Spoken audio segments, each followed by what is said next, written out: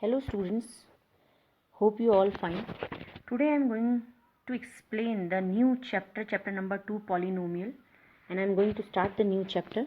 So see, first you should understand that what is the mean by polynomial.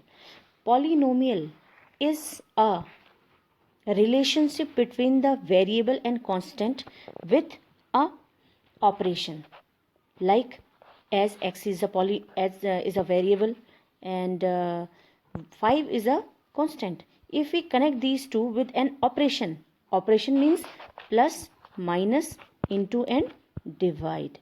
So these are the operations. If these are connected with the help of any operations, then this is known as this algebraic expression is known as the polynomial.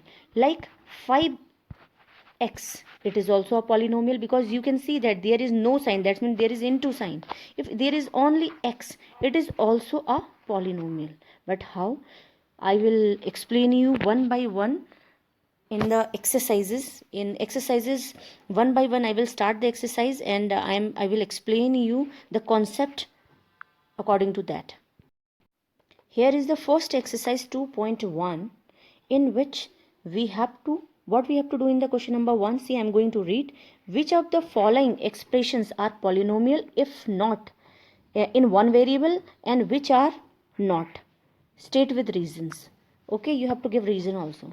So first, how can you tell that these are polynomials or not? So the only one thing you should keep in your mind, that what you have to find out first, it should be a polynomial and it should be of one variable.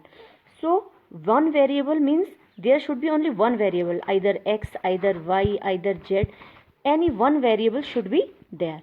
And one of the most important property which you have to keep it in your mind, that any variable should have the power in the term of whole numbers. Whole numbers, you know that the power should not be in negative numbers, the power should not be in the rational number, it should be in the terms of whole number always.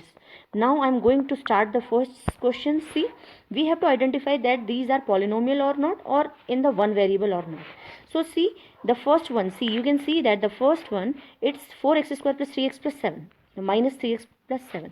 There is, you can see that there is one variable, and the power of the x in both the cases is also the whole number. So yes, this is a polynomial. Yes, it is a polynomial. The second one, you can see that you have to see only the variable part, not the constant part. And you can see that in the variable part, the power of variable is in term of whole numbers. That means it is 2. That means it is also a polynomial. Yes. Now see the next part. You can see that in next part, 3t raised the t under root t, we can write it like that, 3t raised the power 1 upon 2, because we can write under root t as t raised the power 1 upon 2. So we can see that though the variable is 1 only t, but you can see that the power is in the term of rational number, so it is also not the polynomial. See the next one. Next one, we can write it like y plus 2y raised to the power minus 1. Why? Because when this y will move up, so we can write it like this: y 2y raised to the power minus 1. So the again power is in negative sign, it is not the whole number, so it is also again not the rational number. Now move to the next one.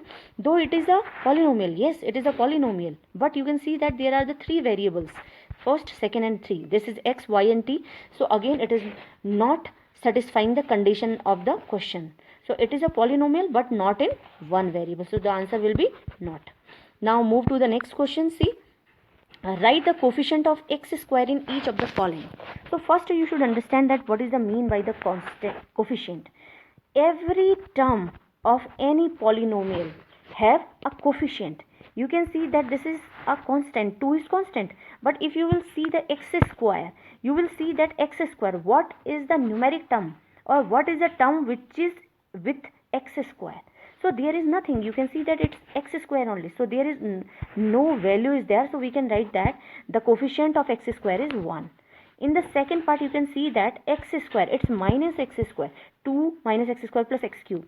That means with x minus x square there is the minus 1, so coefficient is minus 1 in that case. Now in the third part you can see that this is in x square, you can see that there are pi upon 2, that's mean the coefficient is pi upon 2.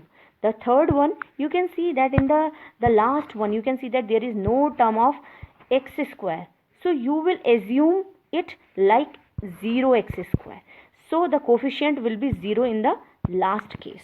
Now see, I'm going to move I'm going to next question. See, give one example of each of the binomial of degree 35 and monomial of degree 100. I told you earlier also that I will explain you the concept one by one according to the question. So you can see that there is written binomial, monomial, and here is linear, quadratic, and that's cubic polynomial in question number 5th. So what is the mean by binomial? If I divide the polynomials according to their terms, as you can see that these all are polynomials, but you can see that there are 3 terms, so it's a trinomial, it's a trinomial, and it's a binomial, and it again a binomial. If you will see this 3, it's again a polynomial, but there is, you can see that there is only one term, so it's a monomial. So now you understand that what is the mean by monomial, binomial, and trinomial. According to the number of terms, if we divide these polynomials, so we can say that the one term having polynomial is monomial, 2 term binomial, 3 term trinomial. Now we will I will explain you the linear, quadratic, and cubic when I will reach to the question number 5th. Now first I will solve the question number 3rd. See, give one example of each of the binomial of degree 35. Binomial means you have to make a polynomial with 2 terms. You can make with your own, as I am writing 3x raised the power 35 plus 2. Yes, this is the answer, because you can see that it's a polynomial also, it is having the 2 terms also. Okay, this is the one part you can make with your own also. Now see the next one, the monomial of degree 100. So monomial of degree 100, so you can write it 5y raised the power 100. You can see that it's a monomial with degree 100. It's a monomial. You can write with your own also. Now see, move to the next question, question number 4th.